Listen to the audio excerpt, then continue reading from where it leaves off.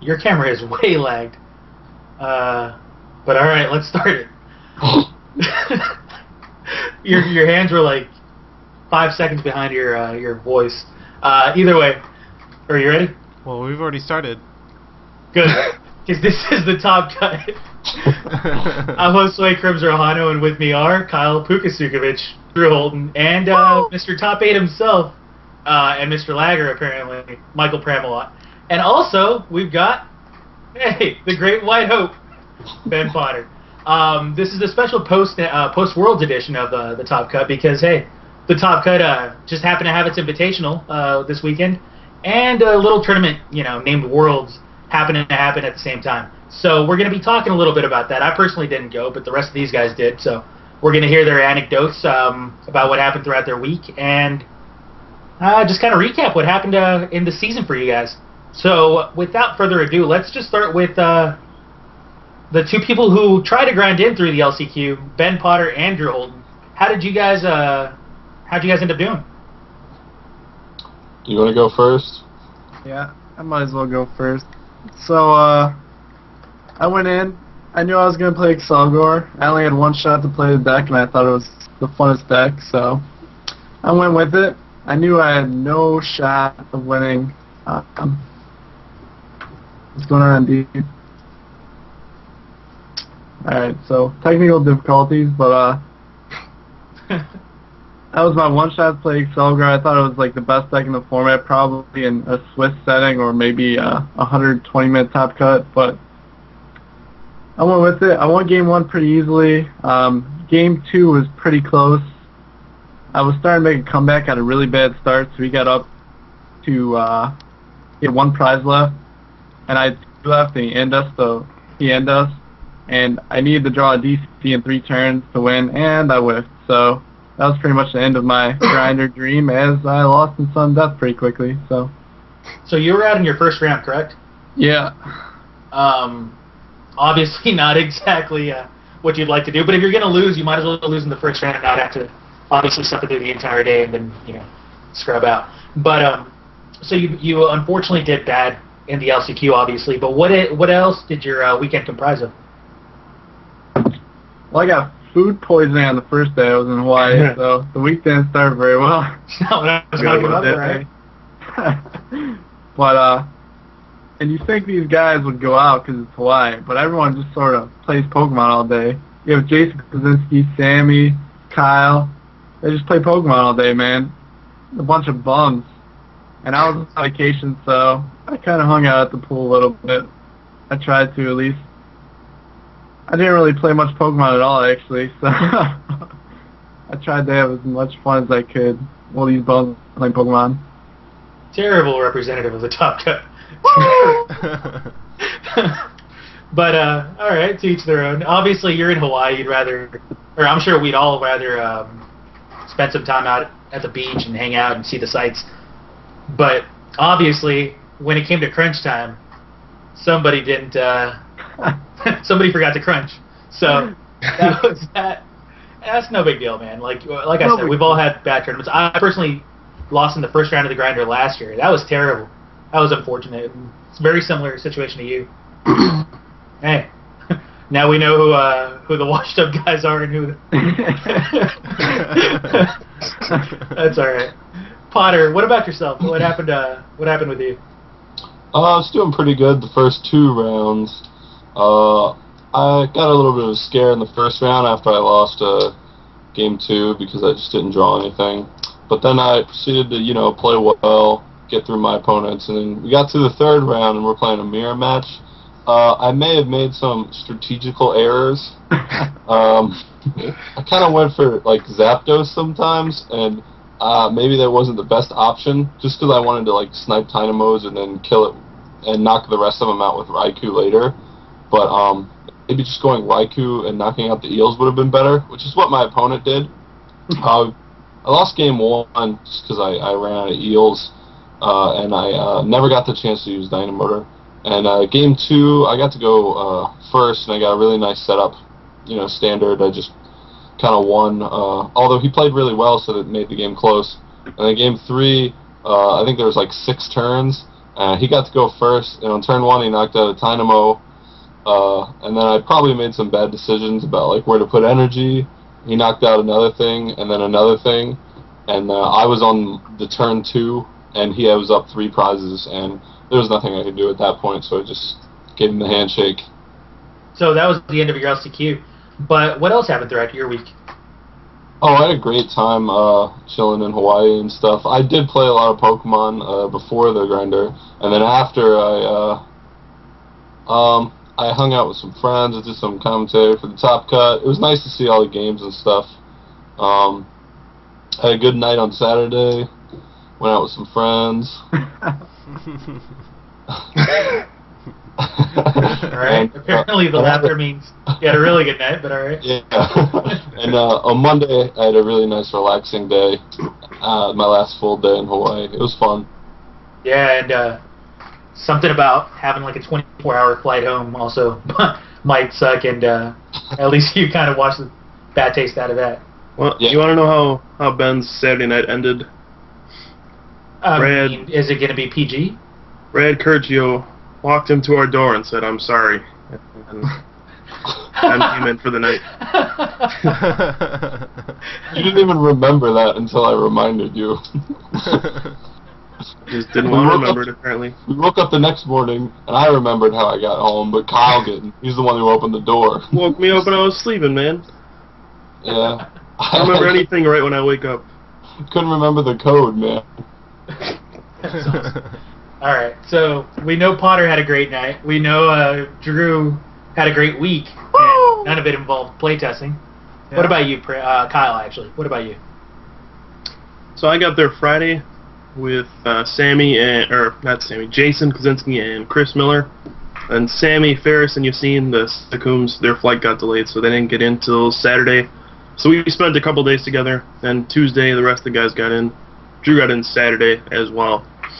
We just spent the first couple days playtesting, enjoying Hawaii. I mean, we didn't go out too much, but we went to some restaurants, stuff like that, and playtested quite a bit.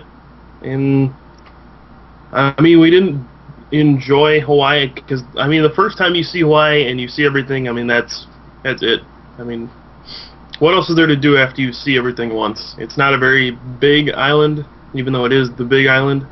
I took a tour the last time I was there. That was it.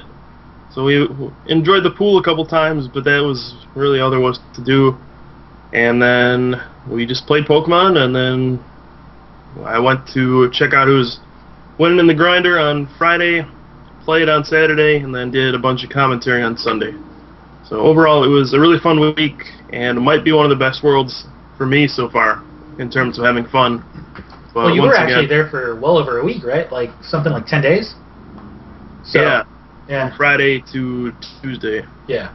So obviously at that point you get a whole lot more memories, and you actually get a lot more time to actually hang around, hang out with your friends. Obviously you were in a very enviable position at that point. But you unfortunately didn't do very well at the actual tournament. You play tested quite a bit, and obviously nobody can really blame play testing on your performance. Sometimes things just happen. Did you feel like you got maybe the bad luck end of the stick this time around, or what might have happened for your world's performance? You could say that. Well, I ended up going with Zekrom Electric once again. I actually took out plus powers in favor of Eviolites. I found you didn't really need plus power that much. You maybe needed it for like Mewtwo Wars, but even then you would just win Mewtwo Wars because you had Electric to power them up. So I ended up going with Eviolites because it made Zekrom a much stronger attacker, and also made Raikou pretty good as well. Round 1 I had 2 Electrics prized. Round 2 I had 2 Dynamos prized, so I started 0-2. And then round 4 I lost to a Kling Klang deck on time where I had to win next turn for sure, but I was just on the bad end of which turn I would get. So right there I was 1-3, and then eliminated at that point, and I had some pretty hilarious losses to close it out, where I played against Kevin Nance, who was the second place at U.S. Nationals. Yep. Somehow he was 1-3 as well, and it came down to like playing N for 1, and he drew the last catcher in his deck. It was like 1 in 15 cards or something like that. So those are just kind of my losses throughout the weekend. I don't know if I made a bad deck choice or what the case was, but it did seem like I was getting rather unlucky. Yeah, I was going to spend some time and discuss your guys' deck choices, but the truth is that the format's already gone, and we might want to spend our time looking forward towards the future and not so much dwelling on the past. Obviously, Zekrom Electric was a strong contender. There's no doubt about that. It's always been a strong contender. It's a great deck. And you know what? Sometimes matchup disadvantages happen. Sometimes the metagame doesn't come out the way you expected it to come, and sometimes you just don't get the right draws. That stuff happens, and that's a part of being a tournament player. And numerous times, if you play the card game throughout, for a good number of years, you're going to be on every end of the stick. I guarantee you that. You're going to be on the good end, the bad end, and I'm going to try to forget this as soon as possible and pull a Ben Potter on a Saturday night, and these things happen. So it's not that big of a deal. I know that unfortunately you've had a very, very unlucky run at Worlds for as long as anybody can remember. And I'm sure we say this every year, but the truth is, eventually that year is the year is going to come where everything just clicks and the stars align. But this was not the year. Just to make you feel better. This is only to make you feel better, Kyle. Yeah, it's not working. The only funny part about the day was my first 4 rounds I played nobody I'd ever heard of, and then my last 3 rounds after I'd started 1 and 3, I faced Kevin Nance, Britt Pybus, and Jason Harry. So yeah. At 1 and 3 I faced Kevin Nance, 1 and 4 Britt Pybus, and then 2 and 4 I faced Jason Harry. So these are guys who are like world-class competitors. Yeah, every one of them can legitimately win Worlds, and people would be like, oh, not surprising. Yeah, so I was at like table 58 or something with Britt. People were like, this is table 1, right? We're like, yeah, of course. It's terrible. But yeah, I mean, these things happen, and I guess I'll get to the commentary after I cover Pram. Pram, obviously, you had the most successful weekend out of the bunch.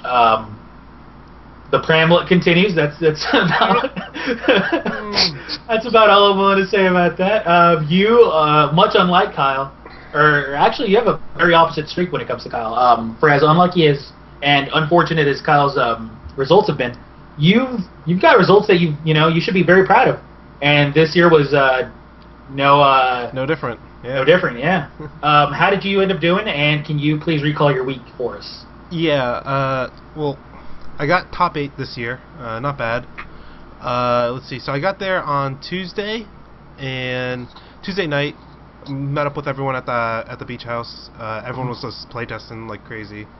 So got in a couple games there, and then on Wednesday, just kind of chilled out. Same as Thursday, and then Friday came around. We checked out the grinder a little bit, picked up our player package, and then I was kind of on the fence on what to play. I knew the tournament, the format was basically I was gonna be like, all right, I'm gonna play either a super consistent deck or I'm gonna play Excelgor, because that's what I felt were the two decks or the two kind of styles that were gonna win Worlds. Okay. And I went with super consistent because I felt like Excelgor was severely crippled because of the 60-minute time limit. And so yeah, I went with Tom Dozel's Darkrai deck. And yeah, it's about as consistent as you get. Yeah, I was just like, if I'm going super consistent, I'm going as deep as I can with that concept, and that was the deck. So come Saturday, I find out I had not been registered into the tournament along with Kyle and a few other people. What? Yeah. We looked at the player roster and we were like, there's 122 names here, and I'm not one of them. So we got that settled pretty quickly. We only reached 127, which was one shy of top 32. So we had a top 16 after 7 rounds. I ended up going 6-1. My one loss was to Entei, well, the quad Entei deck with Mewtwo in it, and that matchup was kind of a bit of an auto loss because of all the healing he runs. But I almost pulled it out, but it was like always like, all right, come on, Life Herb Tails. Oh no, it's a heads. So that's how I lost. I beat a Emboar Magnezone deck, a Darkrai Mewtwo. I had a mirror match against Yassine Takum, which was a very good matchup. I played against 2 Eels, a Excelgor, and those were my 6 wins, and my 1 loss was to Entei. And then I played my top 16 round on Sunday against CMT. I ended up losing game 1. This match was recorded, so you can kind of watch the details of it later. Yeah, I think it's going to be uploaded tomorrow, right, Kyle? I tried to upload it a couple times, and my computer keeps shutting off. Takes about 10 hours to upload it, so not good. All right. Well, ideally, hopefully, it'll get uploaded tomorrow, but there's no promises. But yeah, let's try not to spoil that one because I'm actually personally kind of excited to watch it myself. All right. Well, anyways, I end up winning the match against CMT. Spoiler. Spoiler! Yeah, I won my top 16 round. I made top 8. Woo! And then my top 8 was against Harrison Levin, and that One down, right? that matchup is not good for me. Basically, he was running Darkrai Mewtwo, and I didn't get I've been getting a kind of like slow starts every round. Like I never got a turn 1 Night Spear. So basically, that's the one. That's slow to Pram, guys. Just so you know. That's the one start you kind of need against that deck, and it didn't happen. And yeah, so eventually he just got up a like 8 energy Mewtwo and killed me 2 games in a row. Yeah.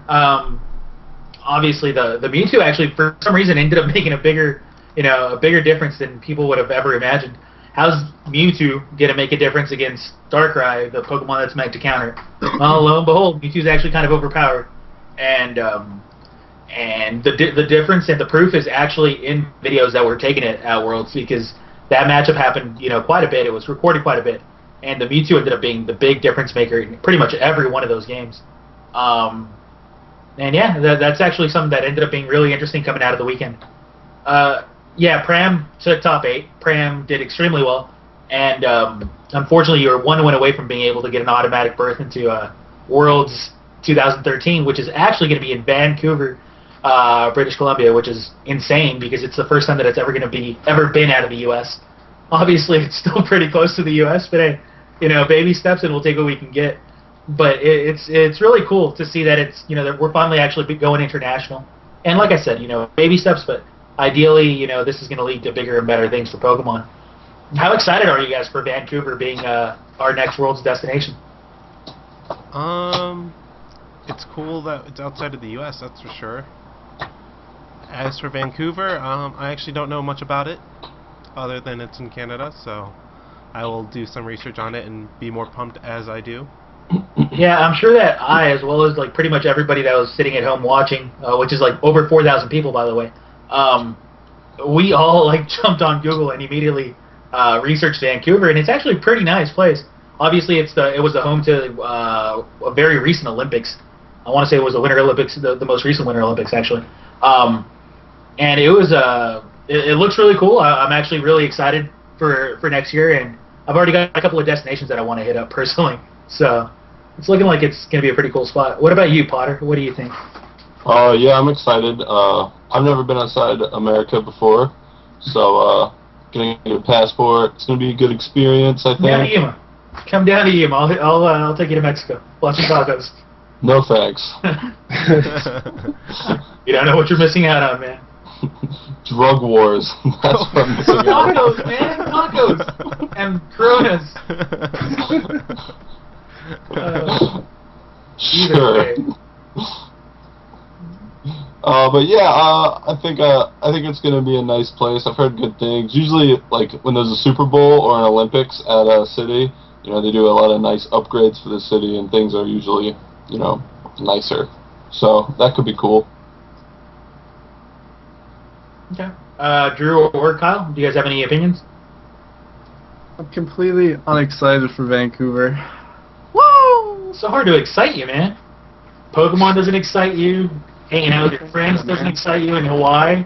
Vancouver doesn't. What excites Drew? Ric Flair. Yeah, you know how this guy spent his Hawaii vacation? He wants to act like he was cooler than everybody. Yeah, But what he really did, he would take his Kindle and go sit by the pool and read. I was outside at least, man. I was in the beach house. Yeah, you act like that was so much cooler than what we were doing. Yeah, it is. Hey man, look at him. He's so tan. He's the guy enjoyed Hawaii. All right. My feet are actually really burnt. So you're not very excited about Vancouver, and I can understand why. Like I said, it's definitely a baby step, but you have to admit, at least it's going in the right direction. No, man. I'd rather go back to San Diego. At least there we can hang out with Dunford. Maybe time it up with Comic-Con. I don't know. At least you're honest. All right, Kyle, what about you? I'm excited for it to be in a new place, and most of all excited to see my boy, Grandma Joner, Sebastian Crema. That's where he's from. So, I think it'll be a great weekend, and it'll be cool to have it in a new place for once. Okay, good. So yeah, that was big news coming out of Worlds. The closing ceremony. They waited until the closing ceremonies to actually post this, so we had to know that it was going to be international. Obviously, my fingers are still crossed for Tokyo 2014, but I guess we'll have to wait and see. Either way, LCQ happened, Worlds happened, and then we actually happened to have our very own Top Cut Invitational. We actually managed to live stream it, and not only in one channel, but in two. So unfortunately, if some of you guys missed that, lucky for you, we're going to be able to post these videos as soon as we're done posting the Worlds videos. But it was a great tournament. I mean, I can personally tell you from sitting on my butt and lying on my bed watching these things that it was as exciting as Pokemon's ever been, and it was humbling to be able to witness it, and it must have been even better to actually be there and participate in it. Right, Drew? What was that? No, nothing. Drew was actually flying home as the Top Cut Invitational was happening, so he unfortunately couldn't be a part of it. But Potter, Kyle, and Pram were all a big deal for the Top Cut Invitational, and I kind of want to get your guys' perspective on how it went. So we'll start with Potter, who judged the tournament, correct? Yeah, yeah, I did best I could. But being able to sit like right next to the players and getting a great view, you just got to see like really cool competition, really cool games between these like famous players, and I was just really excited and honored to just be a part of something like that. Well said. Did you have a favorite match that you might have? Hold on. Ben actually caught Yamato fever after sitting so close to him. I did. I got him inside my play mat. I'm gonna learn Japanese so I can hang out with him. Yamato, can I be your best friend? I promise, I'm fun. He even gave me a discount on these sleeves he sold me by $5. He likes him more than Marine King now. I do. Yamato's baller. He doesn't mess around. I know that Yamato was actually your pick coming out of the Top Cut Invitational. The last episode we did of the Top Cut, you actually picked him to win the whole thing, and lo and behold, he did. So obviously, you were a fan of his coming into the tournament. Did you? Obviously, I'm going to assume you were ended up being a bigger fan coming out. But did you have a favorite match of his? Yes, it was when he played against Yuta. It was kind of like a mirror match. It wasn't necessarily anything more particularly exciting about the games, other than Yamato had this really cool Weavile, and Yuta had this really cool card, Tropical Tidal Wave. And every time Yuta plays Tropical Tidal Wave, it's just like, oh, here we go, it's gambling. And I know Kyle actually mentioned during the actual Invitational that Yuta might have just placed the Tropical Tidal Wave in his deck because it was the Invitational and he kind of wanted to have a little bit more fun. But hey, you know what? The guy actually played it in his Worlds list. So he wasn't about having fun. He was serious about that card. This man relied on this card for some of his victories in the actual World Championships. So that was pretty interesting to me, and definitely led to a very fun situation when he played it. And I believe he got heads, right? Yeah, he got heads, and then he played his own immediately after. Yeah.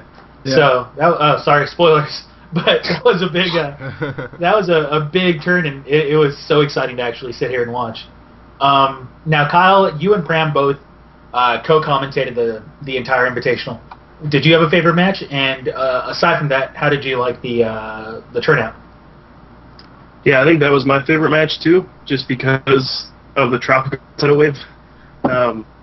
If you ever played the card game Bang, I think it's kind of like the card Dynamite, where somebody is just gonna get hit, and whoever does is not gonna be happy.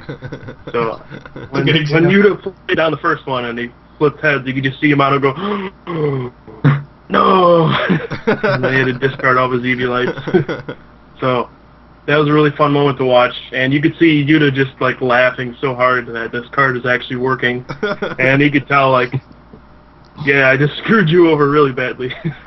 So that was a really fun moment to watch, and it was really cool because it was two Japanese players that we don't get to see very often, and that's really what the tournament's all about, getting to showcase players that you don't get to see play very often. So that was my favorite match by far. All the other matches were great as well. I thought the tournament as a whole went very, very well. I didn't know if we'd be able to stream it, but we did, and it turned out probably as well as we could have hoped. I mean, we had 2 streams going thanks to the guys from Card Leaders. They had just offered to record another game, stream another game, so that we could have more coverage of the event. And we had some great judges. The players were all really great, and competition couldn't get any better. And I had a blast with the whole tournament, and I'm getting ready to do the next one. Yeah, exactly. I don't know, man. All I could say is that sitting here, the only thing going through my head was like ideas for 2014 or 2013. I'm sorry. 2014. Wow. Yeah. You're ahead of me. I'm thinking a couple years in advance, and I'm just excited. I'm really excited because obviously people have accepted the Top Cut quite a bit. You know, a lot more than I would have ever hoped for. And not only that, but people have helped us out and have, if they haven't donated, they've given ideas and whatnot. Everybody, you know, the community is pulling together for us, and I feel like, honestly, I feel like we owe them a good product, and I feel like we owe them a great tournament, and hopefully we'll be able to keep providing that year after year, because 2012 was just amazing to watch, so I can't wait to be a part of it next year. And yeah, personally, for me, the Yamato versus Yuta match was exciting, super exciting to watch, and it was also my favorite. And no disrespect to John Roberts and David Cohen, who were the other semifinal match at the time. More spoilers. But you know, these are players that we can see, you know, every year, and we can see them a lot more often than we can see these other Japanese players. So I just felt like it was an excellent time to showcase these 2 players and to showcase, you know, what Japan's all about. And it was a great match full of great sportsmanship and whatnot, and it was just exciting to watch. And Pram, now it's your turn. What are your thoughts on the Invitational, and what are your thoughts on your favorite match? I had a really good time at the Invitational. It was fun casting it, even though I was under the weather. I got sick on like Saturday night, so come Sunday I was just like, but hopefully that didn't come through too much. And yeah, my favorite match was, I think, John Roberts versus Asa. It was, well, when that video, there was one moment where John Roberts uses Loss Remover, and it hit the final DCE in Asa's deck, and that was like the coolest moment for me. I was just like, oh, that's so cool. Sure. So, right. Yeah, that was like my favorite game just because I had my favorite moment in it. But I think the most well-played game was maybe the finals. The finals was done really well. I liked it. Yeah, I was going to mention the finals because not only did Yamato actually end up winning the tournament, but we had something that, in my opinion, was actually even cooler than that, which was David Cohen's incredible sportsmanship, something that I've never personally witnessed actually ever in a match, where a player actually not only accepts a take back, but actually offered it. And it was incredible to watch. It was a great show of sportsmanship, and I can't say anything other than the fact that, at least personally, David Cohen gained an incredible amount of respect from me, and it was just exciting and incredibly awesome to watch and witness. Yeah, that was the coolest part for me. I think a lot of people wondered about David Cohen. I mean, he was world champion last year. He didn't really get a chance to prove himself throughout the season because he didn't really play that much, and he didn't have a good showing at Worlds. That happened, so people might have thought, oh, this guy's just a one-hit wonder. He got lucky at Worlds. Then he showed up to the Invitational. He went 2-0 in his group. He beat John Roberts in the top 4, and then he took Yamato all the way down to the wire. And honestly, if he doesn't let Yamato take back that move, he would have been our champion. I'm fairly positive of that. Mm-hmm. But he said, no, if you want to switch your energy attachment, that's fine, go ahead. And you just see Yamato going, oh, thank you. And, yeah, I think, above all, David Cohen earned the most fans and the most respect out of anybody through that tournament. Congratulations to Yamato for winning, but I think, overall, David Cohen earned the most. I mean, you can't say enough about him after that. No, yeah, I couldn't agree more, and I'm just excited to actually see these videos get uploaded again. Not only so that I can witness them again, but so that the people that actually didn't get to watch these matches, so that all of them can actually witness these actually incredible matches for the most part. I think there was only like 1 or 2 matches that I saw that were just obviously bad. But for the most part, we had incredible matches and just all these memories and moments that actually happened throughout the tournament. Just excellent to witness, and like I said, excited to see what 2013 has to offer for the Invitational and obviously for Worlds and Nationals as well. But specifically for the Invitational because it's our little baby, and I'm glad that it was done this year. So either way, that was the entire World Championships in a gist. We had the Invitational, we had Worlds, we had the LCQ, we had ourselves commentating actually from the very first round of Swiss all the way to the top 4.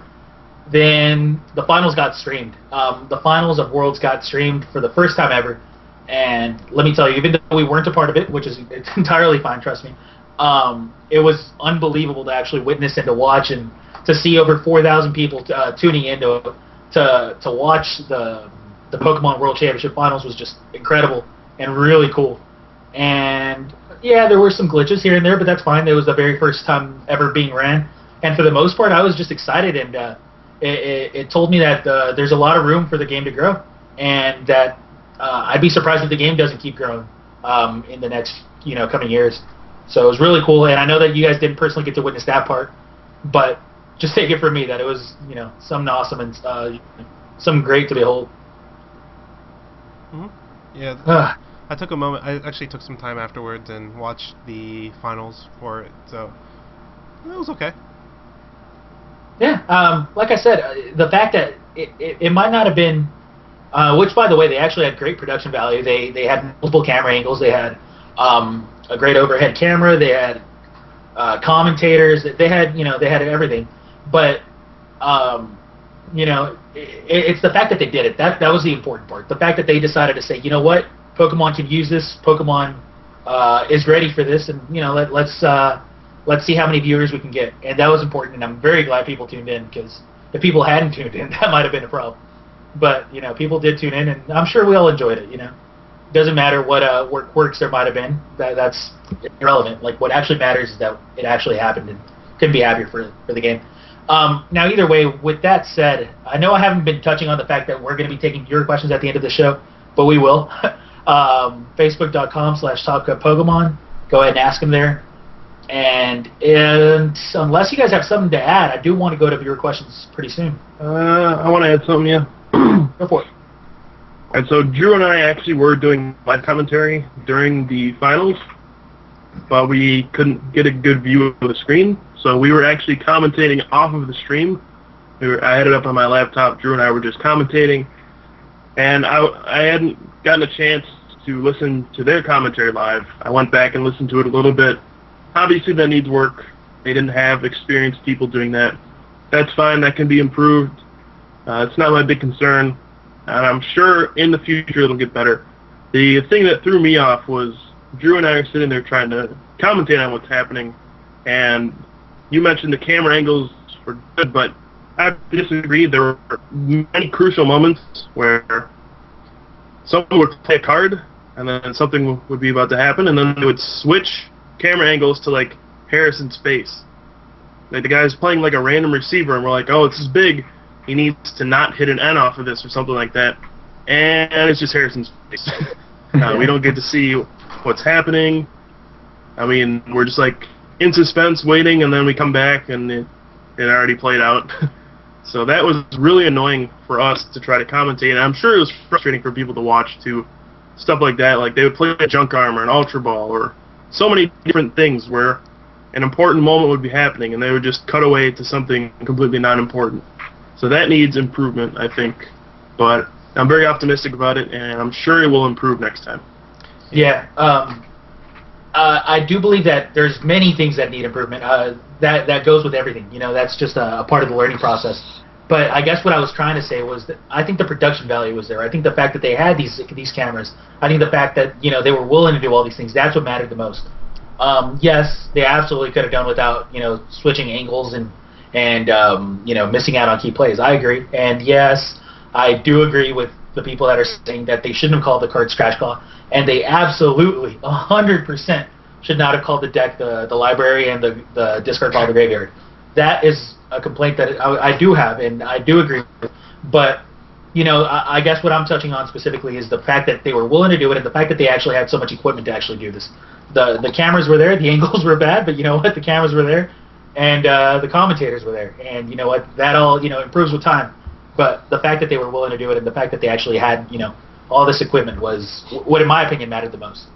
Yes, thank you so much to GameSpot for actually doing this. This is a big step forward. I don't want to be too critical, but I just want to say thank you. Yeah, agreed. Pram, I'm sorry, did I cut you off? Were you about to say something? I was just remembering there was this one time they switched up. I think Harrison played a catcher, and then they switched off to someone's face. I forgot whose. And then all of a sudden, like, you just see a new active, and you're just like, what happened? Yeah, I mean, I just don't feel like we should complain. I feel like we should just, at least obviously not right now. There's a time and place for everything. I feel like we should just kind of sit here and, you know, be happy about the fact that it happened for now. And when the time comes for improvements, we'll definitely voice our opinions. You can guarantee that. But I'm just happy it happened, and yeah, I couldn't have been happier. You know, the entire weekend. It actually gave me something incredible to do that because I was really sick that day. I woke up really sick, and I was sitting there, you know, just like kicking dirt, just going like, oh, this sucks, face sucks. And then all of a sudden the stream started up, and then the Top Kid Invitational happened, and I forgot all about being sick by the end of the night. It was great. But either way, unless Potter or Drew have something to say, then I think we'll just take a short little break and then come back to answer your guys' questions. I got something to say. All right. Yeah. Hey man, why do you keep trying to cut them off? Yeah, dude. What's your problem, Crim? Hey man, continue. But I just want to say, like, thank you to the people at Pokemon. Nationals was kind of like a debacle for us. We didn't get to do like any coverage at all. We wanted to do like recording Swiss. We didn't get to do that. We wanted to record all through Top Cut. We just got through Top 4, and it was like a really bad experience for us, I think. And then we came to Worlds not really expecting much, and they blew me away with their, like, how accommodating they were. They let us record all through Swiss and all the way up until the finals, and then they streamed it. Like, I was blown away, and I just want to say thank you to all the people at Pokemon.